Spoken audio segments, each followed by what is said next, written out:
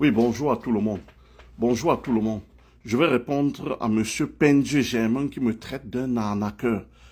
Il dit preuve à l'appui. Vous allez comprendre la naïveté des Camerounais et la mauvaise foi. Parce que certains sont plutôt naïfs, d'autres sont de mauvaise foi. Dans son cas, je pense que c'est la mauvaise foi. Ce Pendje Germain qui dit qu'il a été victime. Parce que je ne veux pas le bloquer, je ne veux pas enlever son commentaire inutile lorsque je sais que je n'arnaque personne, je ne bloque personne. Mais je profite aussi pour vous donner des leçons. Lorsque vous allez chez un consultant ouvrir le dossier, vous savez que le visa n'est pas garanti. Ça, c'est un de mes anciens clients il y a 10 ans. Je crois dans mon bureau à Bepanda, je connais bien de qui il s'agit. Parce que lorsque j'ai vu son commentaire, j'ai demandé de fouiller. Alors, donc, il a fait une demande de visa, on a refusé. Je crois qu'on en a fait 2 ou 3 fois la demande de visa qui a été refusée. Mais demandez à ce monsieur, quand est-ce que je lui ai promis le visa? Un consultant en immigration ne donne pas de visa.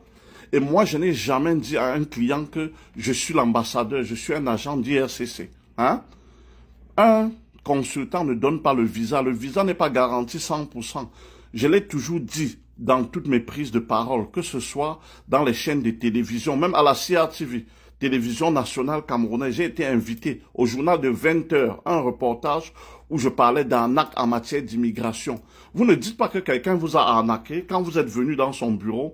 Vous avez signé un contrat qui dit clairement que le visa n'est pas une garantie et qu'en cas de refus de visa, vous ne serez pas remboursé.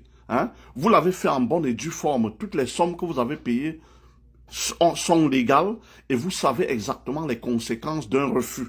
Les conséquences d'un refus de visa, c'est que vous avez payé nos honoraires et vous avez payé des frais du gouvernement et que vous n'aurez pas de remboursement pour cette partie-là. Lorsque le contrat est clair, vous ne pouvez pas parler d'arnaque.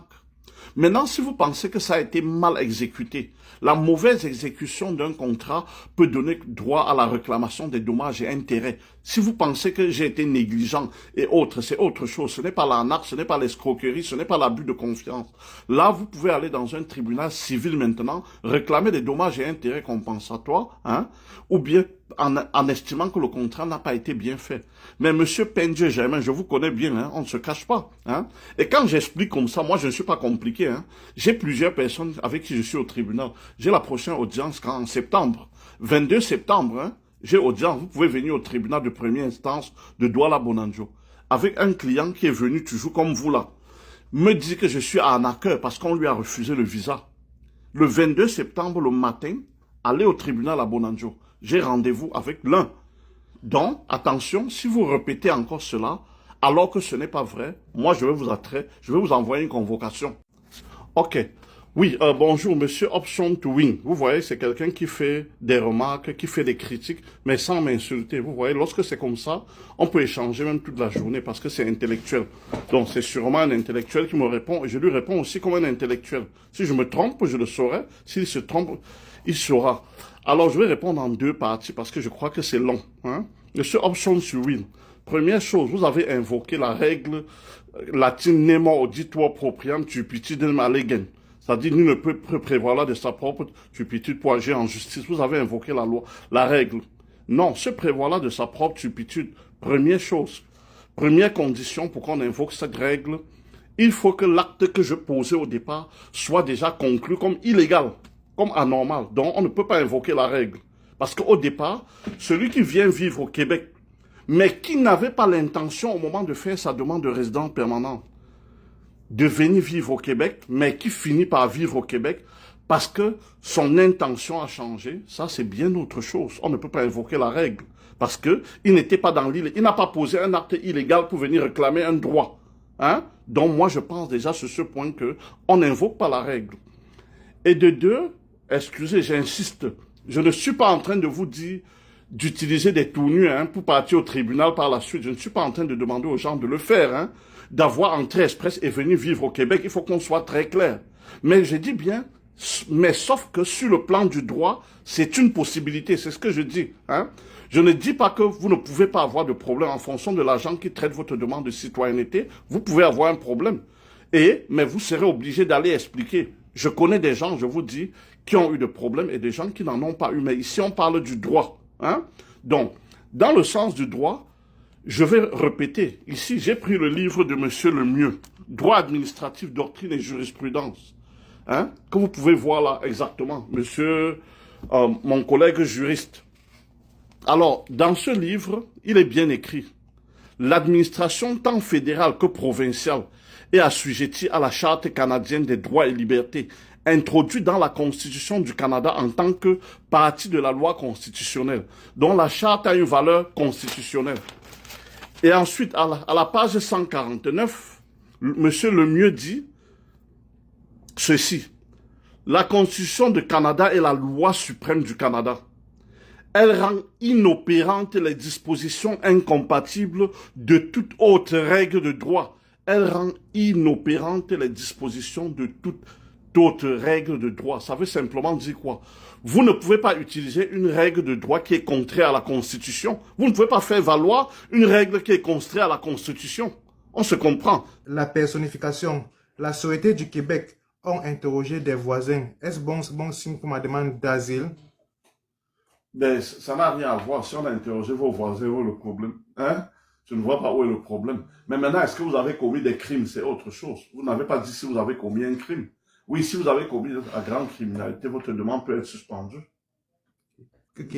Patrick, est-ce que c'est encore possible de demander l'asile après plus d'1 an sur le territoire? Oui, c'est possible. Pour le moment, il n'y a pas une loi qui interdit. Il y a un projet de loi. Mais pour le moment, c'est possible. M2, bonjour le père. En tant que résident permanent, puis-je parrainer ma soeur? Non. 19h35 qui dit consultant TikTok, les vendeurs de rêves aux Africains. Bon, je ne sais pas où sort celui-là qui parle de vendeurs de rêves aux Africains. Bon, il faut poser des problèmes concrets, hein. Si vous avez été arnaqué, si vous avez un problème, hein, vous devez être capable de dire le problème. Mais maintenant, je ne veux pas forcément, hein, ça, bon, il n'est pas gentil, mais il faut quand même le répondre. C'est pas quelqu'un de gentil. Parce que je ne fais pas le TikTok, qu'on vient m'insulter. S'il y a des gens qui ont des problèmes spécifiques, si des consultants leur ont vendu des rêves, c'est possible. Je ne peux pas dire qu'il n'y a aucun consultant qui ne vend de rêves. Dans tous les métiers, il y a les brebis galeuses, chez les avocats, chez les notaires, chez les professeurs, chez les médecins, hein. Il y a des gens qui font n'importe quoi aussi, hein.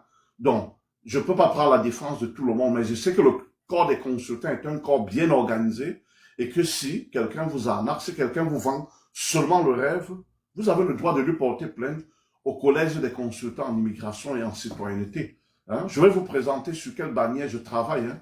Parce que quand vous parlez souvent, vous avez l'habitude de dire vendeur de rêves. Et ensuite, lorsqu'on parle, on s'aperçoit que ce n'est même pas un consultant que vous parlez. La personne qui vous a vendu le rêve, est-ce que c'est quelqu'un qui a ce diplôme?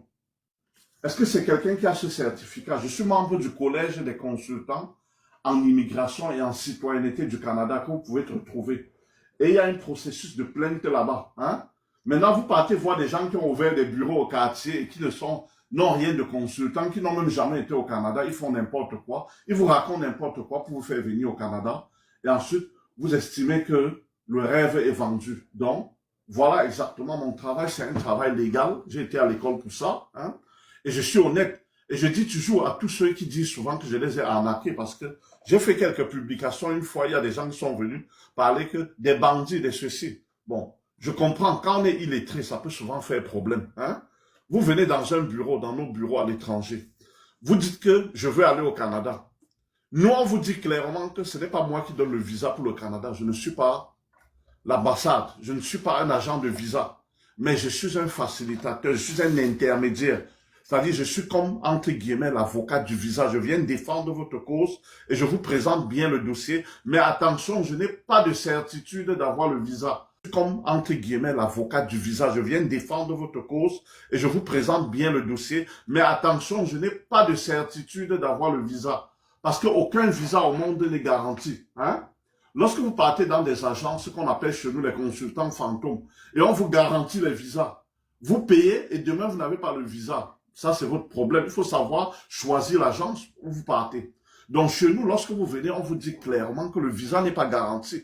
Et la première chose, hein, pour reconnaître un arnaqueur, parce que je comprends souvent les gens qui vont en vrille comme ça, ils se mettent à dire n'importe quoi parce qu'ils ont peut-être été arnaqués. On leur a dit n'importe quoi. Hein.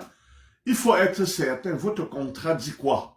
Est-ce que votre contrat dit que l'argent que vous versez là sera remboursable? Lisez le contrat. Hein?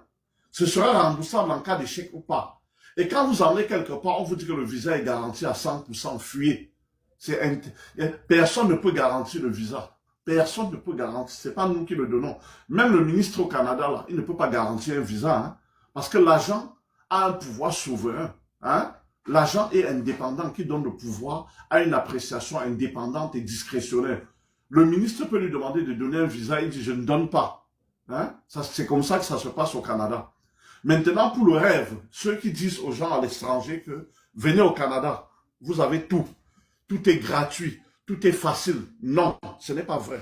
Mais je dirais que le Canada demeure un pays, même si c'est devenu un peu difficile pour le travail maintenant, ça demeure quand même un Eldorado. Pourquoi? Parce que ici, avec un peu d'effort, vous pouvez manger, vous pouvez vous nourrir. Vous ne devenez pas millionnaire, vous ne devenez pas milliardaire. Hein?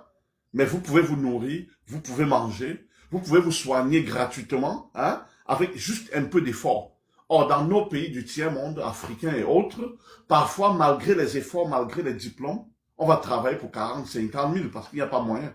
Mais ici, au moins, quel que soit le métier que vous choisissez, vous voulez être balayeur de rue, vendeur, hein, vous voulez être cuisinier, si vous êtes sérieux, vous réussissez votre vie, mais ce n'est pas pour être riche. Donc, je n'ai jamais demandé aux gens qui sont des grands hommes d'affaires en Afrique ou ailleurs de venir au Canada forcément s'installer. Et parfois aussi, on vient au Canada parce qu'on veut aider sa famille, parce qu'on projette d'aider sa famille pour le futur. Bonjour monsieur. Est-ce qu'un étudiant international peut faire son asile à partir de l'aéroport? Oui, vous pouvez faire l'asile à partir de l'aéroport, quel que soit votre statut. Même si vous n'avez pas de visa et que vous êtes arrivé à l'aéroport, vous pouvez faire votre demande d'asile. Un demandeur d'asile qui veut suivre un protocole de parrainage, comment procéder sans problème? Un protocole, ben, vous faites le parrainage comme n'importe qui. Mais attention, ne retirez pas votre demande d'asile. Attention.